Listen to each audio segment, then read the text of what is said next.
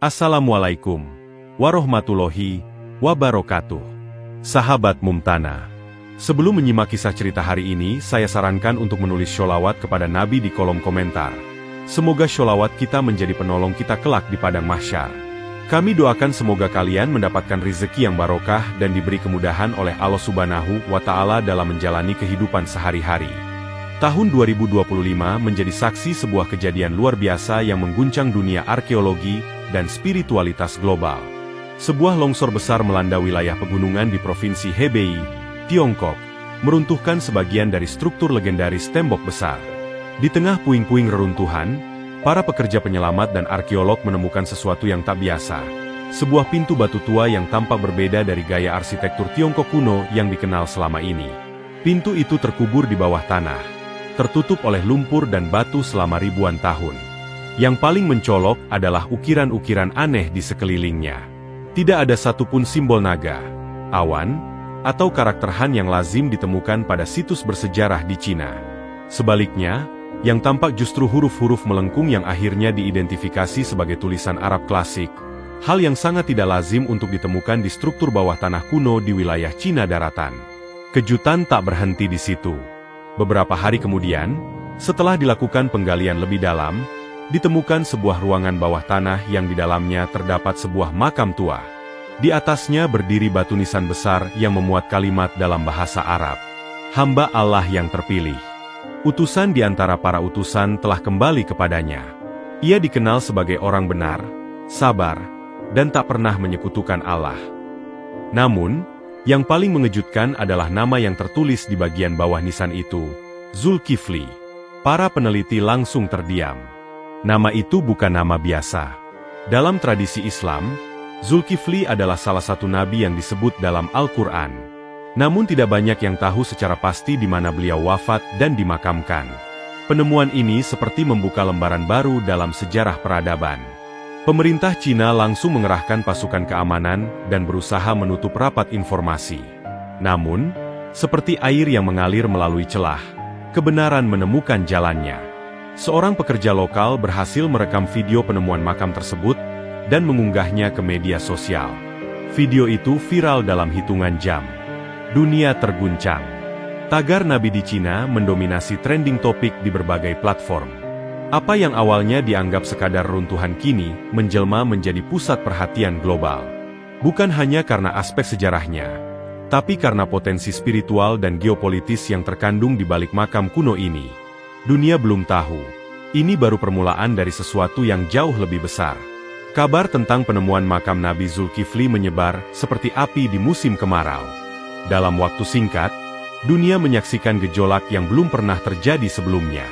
Video amatir yang merekam batu nisan dengan tulisan Arab klasik dan nama Zulkifli menjadi viral, diunggah ulang jutaan kali di berbagai platform media sosial. Tagar Nabi di Cina menembus batas negara dan bahasa, menciptakan gelombang diskusi dari ruang-ruang daring hingga meja-meja pemerintahan. Bagi umat Islam, ini bukan sekadar berita sejarah. Ini adalah pengungkapan spiritual yang mengguncang jiwa. Ribuan orang dari Timur Tengah, Asia Tenggara, hingga Afrika berduyun-duyun menuju Provinsi Hebei. Mereka tak hanya ingin melihat langsung makam tersebut, tetapi juga untuk merenung, berdoa, dan menyaksikan apa yang diakini sebagai jejak nyata dari salah satu utusan Allah. Yang mengejutkan, reaksi luar biasa juga datang dari masyarakat Cina sendiri. Ribuan warga, termasuk generasi muda dan kaum intelektual, merasa terpanggil. Banyak di antara mereka yang sebelumnya tak pernah mendengar tentang Nabi Zulkifli atau agama Islam, kini mendatangi perpustakaan, pusat studi agama, dan komunitas muslim lokal untuk belajar lebih jauh. Beberapa pengunjung makam mengaku mengalami pengalaman spiritual tak biasa. Ada yang menangis tanpa tahu sebab, ada yang merasakan kedamaian luar biasa saat berdiri di dekat nisan. Sejumlah laporan menyebutkan mimpi bertemu sosok berjubah putih yang menasihati mereka tentang kebenaran sejati. Pemerintah Cina awalnya mencoba mengontrol narasi. Mereka menyebut makam itu sebagai situs tokoh suci dari Barat dan membatasi akses. Namun, tekanan global dan arus massa tak bisa dibendung. Umat Islam menuntut kejelasan dan akses terbuka. Pemerintah akhirnya melunak. Meski tetap memakai istilah netral, mereka membuka sebagian wilayah sekitar makam untuk penelitian dan ziarah terbatas. Dampaknya luar biasa. Di berbagai kota besar, mulai muncul kelas pengenalan Islam yang dihadiri ratusan peserta. Banyak warga Cina yang akhirnya mengucapkan 2 kalimat syahadat. Salah satu momen paling viral adalah ketika seorang selebritas terkenal Cina, seorang aktor film laga papan atas, mengumumkan keislamannya secara langsung di depan kamera, setelah mengunjungi makam Nabi Zulkifli dan merasakan getaran iman yang tak bisa dijelaskan. Fenomena ini tak hanya mengguncang Cina, tapi juga dunia. Para pemimpin agama, akademisi, dan media internasional berebut memberi tafsir. Apakah ini kebetulan sejarah? Ataukah ini adalah bagian dari rencana ilahi yang selama ini tersembunyi di balik gunung-gunung batu Tiongkok Utara? Yang jelas, sebuah makam telah membuka pintu perubahan, bukan hanya secara spiritual, tetapi juga sosial dan geopolitik. Setelah hiruk-pikuk reaksi global mereda, dunia akademik mulai mengambil alih. Pemerintah Cina, di bawah tekanan internasional, akhirnya membuka akses terbatas bagi tim ilmuwan dari berbagai negara. Peneliti terkemuka dari Mesir, Turki, Indonesia, Iran, dan bahkan negara-negara barat diundang untuk menyelidiki kebenaran di balik makam yang diakini milik Nabi Zulkifli. Langkah pertama adalah carbon dating terhadap material batu nisan, kayu peti, dan artefak yang ditemukan di ruang bawah tanah. Hasilnya mencengangkan, usia struktur ini diperkirakan lebih dari 2.500 tahun, jauh lebih tua dari dinasti Qin yang membangun tembok besar.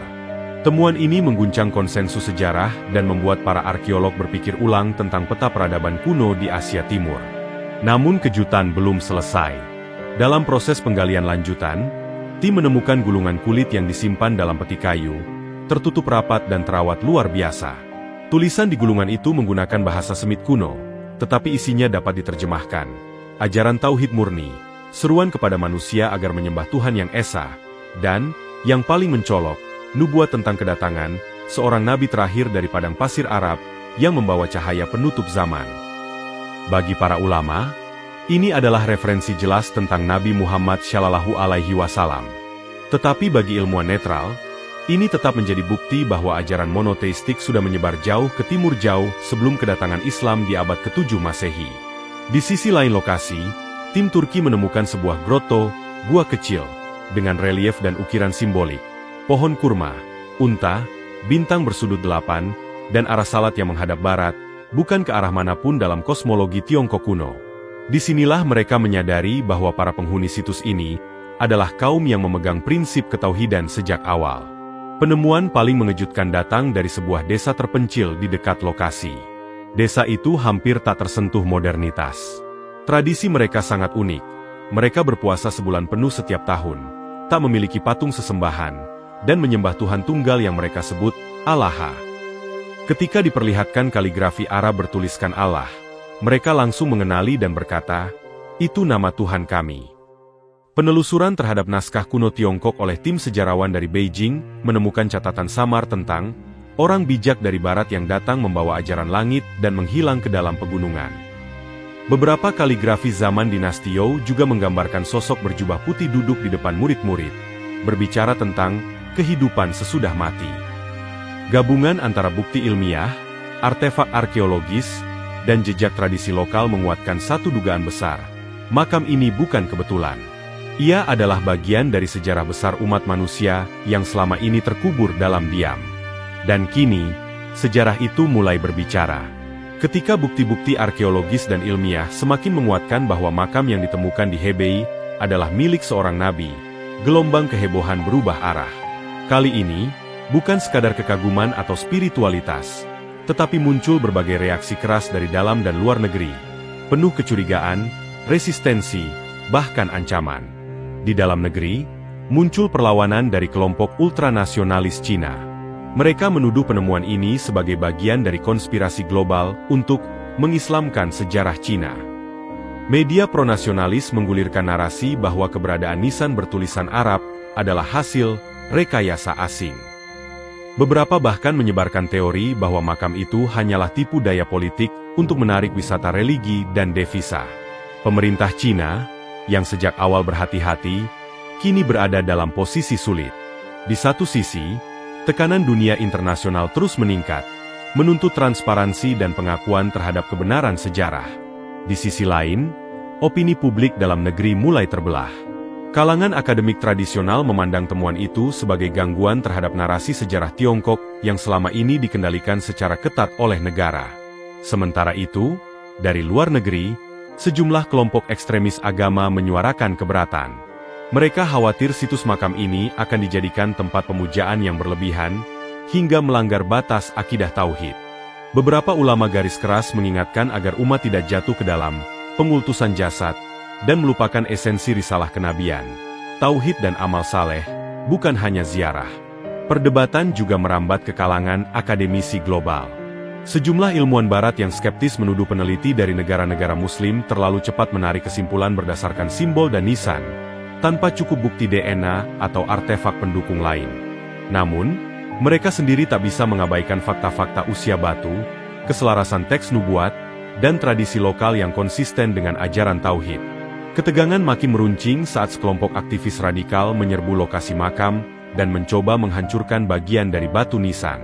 Aksi itu berhasil digagalkan oleh aparat, tetapi menandakan bahwa situs ini telah berubah menjadi medan pertempuran ideologi dan keyakinan. Di tengah badai itu, pemerintah Cina mengambil langkah diplomatis. Mereka mengumumkan pembangunan sebuah museum ilmiah di sekitar lokasi makam. Diresmikan sebagai bagian dari zona warisan sejarah dan spiritualitas, area ini dilindungi undang-undang, diawasi ketat, dan hanya dibuka untuk ziarah terbatas serta penelitian akademik. Langkah itu mendapat sambutan hangat dari UNESCO, yang mulai mempertimbangkan situs tersebut untuk masuk dalam daftar warisan dunia. Sementara umat Islam menilai keputusan ini sebagai titik temu antara ilmu dan iman, tanpa mengorbankan akidah maupun fakta sejarah. Namun, satu hal menjadi jelas, penemuan makam Nabi Zulkifli bukan hanya membongkar lapisan tanah kuno, tetapi juga membuka lapisan-lapisan ketegangan sosial, ideologis, dan teologis yang selama ini terpendam. Dan perjalanannya belum selesai.